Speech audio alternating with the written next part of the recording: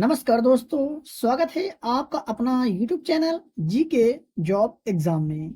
तो SSC CHSL के exam हो रहे हैं। अगर आपका एग्जाम आने वाले शिफ्टों में आने वाले तारीखों में है तो आप इस वीडियो को बगैर स्किप किए पूरा जरूर देखिएगा, क्योंकि मैं आपको इस क्लास के वीडियो में जो प्रश्न रिपीट हो रहे हैं उसको डिटेल्स के साथ बताने वाला हूँ, पढ़ाने वाला हूँ। तो आप इस वीडियो को बगैर स्किप किए हुए पूरा जरूर देखिएगा।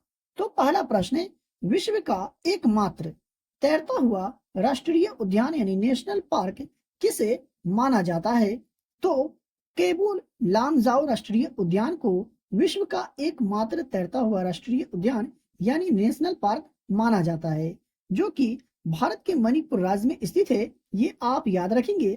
आपसे प्रश्न पूछा जा सकता है कि विश्व का एकमात्र तैरता हुआ राष्ट्रीय उद्यान किस राज्य में स्थित है? तो मणिपुर राज्य में स्थित है। आई होप कि आपको समझ में आ गया होगा। नेक्स्ट प्रश्न की अगर बात करें तो घेरिया नृत्य किस राज्य से संबंधित है? तो घेरिया नृत्य का जो संबंध है दोस्तों, ये गुजरात राज्य से है। याद रखेंगे, सही जवाब हो जाएगा ऑप्शन नंबर डी। बात करें अधिक जानकारी का तो गुजरात राज्य में 5 सबसे प्रचलित लोक नृत्य है, और गुजरात में डांडिया जो है सबसे प्रचलित लोक नृत्य है, आप याद रखेंगे। और गरबा, पधार, टिप्पणी और भवाई, ये सभी जो है गुजरात राज्य के लोक नृत्य है, याद रखेंगे। यहाँ से प्रश्न पूछा जा सकता है। 3 नंबर प्रश्न है, राष्ट्रीय खेल कूद पॉलिसी कब प्रथम बार बनाई गई थी? यानी राष्ट्रीय खेल कूद पॉलिसी पहली बार कब बनाई गई थी? तो 1984 में पहली बार राष्ट्रीय खेल कूद पॉलिसी बनाई गई थी, याद रखिएगा। सही जवाब हो जाएगा ऑप्शन नंबर डी। बात करें अगला प्रश्न का तो 4 नंबर प्रश्न है, कथक नृत्य के प्रतिपादक बिरजू महाराज निम्नलिखित में से किस घराने से संबंधित है? काफी बार यह जो प्रश्न है एसएससी के एग्जाम में पूछा जा चुका है। तो लखनऊ घराने से संबंधित है बिरजू महाराज का। सही जवाब हो जाएगा ऑप्शन नंबर सी।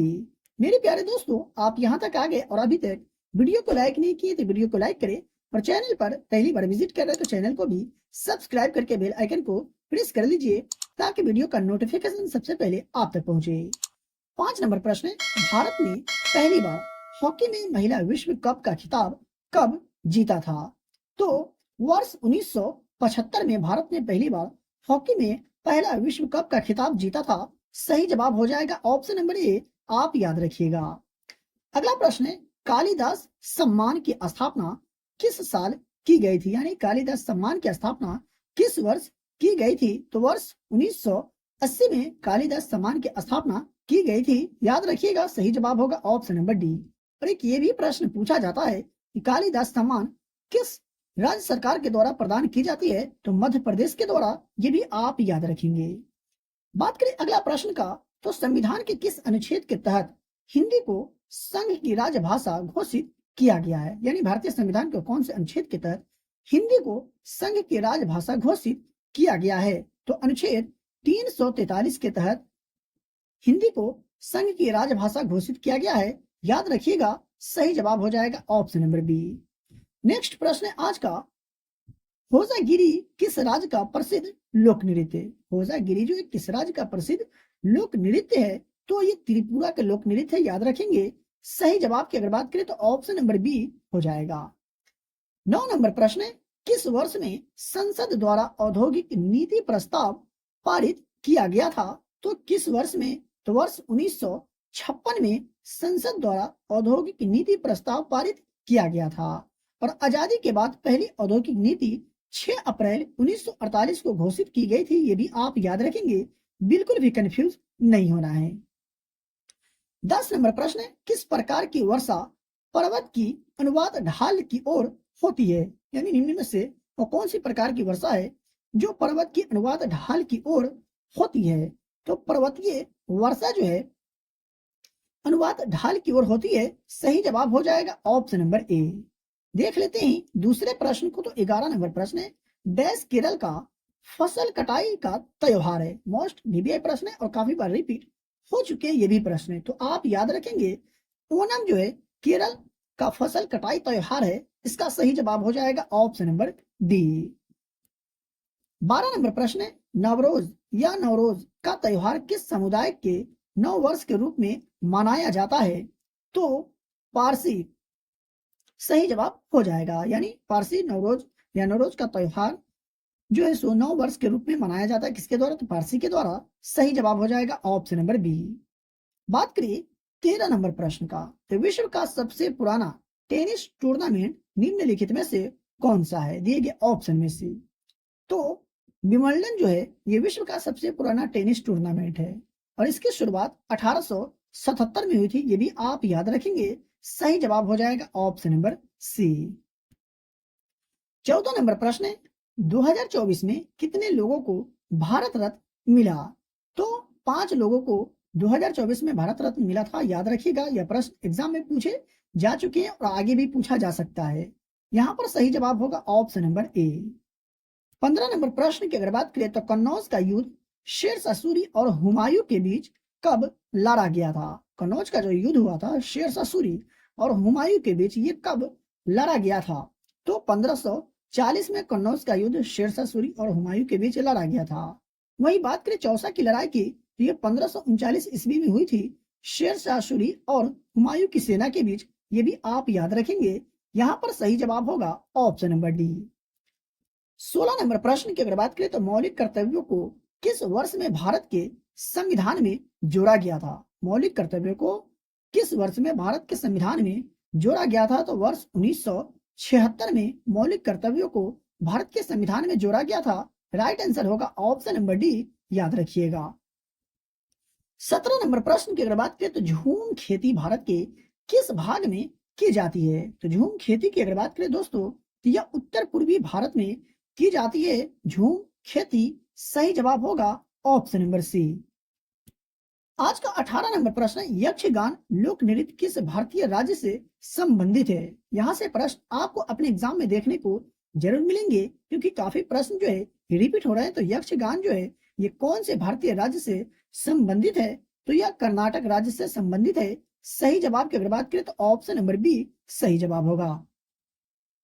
19 नंबर प्रश्न है, भारत के किस गवर्नर जनरल ने 1829 में सती प्रथा को अपराध घोषित कर समाप्त कर दिया था? प्रश्न के ऊपर आप ध्यान देंगे, भारत के किस गवर्नर जनरल ने 1829 में सती प्रथा को अपराध घोषित करके समाप्त कर दिया था? तो लॉर्ड विलियम बेंटिक ने 1829 में सती प्रथा को अपराध घोषित करके समाप्त कर दिया था। सही जवाब होगा ऑप्शन नंबर डी, आप याद रखिएगा। यहां से 2 प्रश्न कवर हो गए। एक तो ये कि किस गवर्नर जनरल ने सती प्रथा को अपराध घोषित करके समाप्त किया, तो लॉर्ड विलियम बेंटिक ने। दूसरा ये कि लॉर्ड विलियम बेंटिक ने किस वर्ष सती प्रथा को समाप्त कर दिया, तो 1829 में। आई होप कि आपको समझ में आ गया होगा। 20 नंबर प्रश्न, एशियाई शेर केवल डैश में पाए जाते हैं? एशियाई शेर निम्नलिखित में से कौन से राष्ट्रीय उद्यान में पाए जाते हैं, ये आपसे पूछा जा रहा है। तो गिर राष्ट्रीय उद्यान में एशियाई शेर केवल पाए जाते हैं और ये कौन से राज्य में गिर राष्ट्रीय उद्यान? तो गुजरात में। ये भी आप याद रखिएगा। सही जवाब होगा ऑप्शन नंबर बी। 21 नंबर प्रश्न है, कथकली किस राज्य का प्रसिद्ध नृत्य रूप है? कथकली जो इनमें से कौन से राज्य का प्रसिद्ध नृत्य रूप है?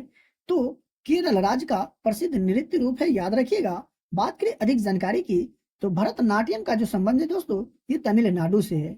कथक की अगर बात करें तो ये उत्तर प्रदेश का है और कुचिपुड़ी की अगर बात करें तो ये आंध्र प्रदेश का है और कथकली केरल राज्य का है और मोहिनी अट्टम का जो संबंध है केरल से है। ये आप याद रखेंगे। हर शिफ्ट में नृत्य से संबंधित प्रश्न पूछे जाते हैं, आप स्क्रीनशॉट लेकर के रख सकते हैं, नहीं तो आपको फ्री में पीडीएफ दिए जाते हैं। टेलीग्राम चैनल को ज्वाइन करें। 22 नंबर प्रश्न, गाजर में सबसे प्रचुर मात्रा में कौन सा विटामिन पाया जाता है? तो गाजर में निम्न से कौन सा विटामिन पाया जाता है? तो विटामिन ए पाया जाता है, याद रखिएगा। और बात करें इनसे संबंधित अधिक जानकारी की तो विटामिन ए का रासायनिक नाम रेटिनॉल होता है और विटामिन ए की कमी से रतौंधी होती है, ये भी आप याद रखेंगे। 23 नंबर प्रश्न है, भारत के संविधान के अनुच्छेद 352 से संबंधित क्या प्रावधान है? यानी भारतीय संविधान के अनुच्छेद 352 में क्या प्रावधान है? तो राष्ट्रीय आपातकाल का जो संबंध है ये भारतीय संविधान के अनुच्छेद 352 से है, यानी भारतीय संविधान के अनुच्छेद 352 में राष्ट्रीय आपातकाल से संबंधित प्रावधान है। मैं आशा करता हूं कि आपको समझ में आ गया होगा।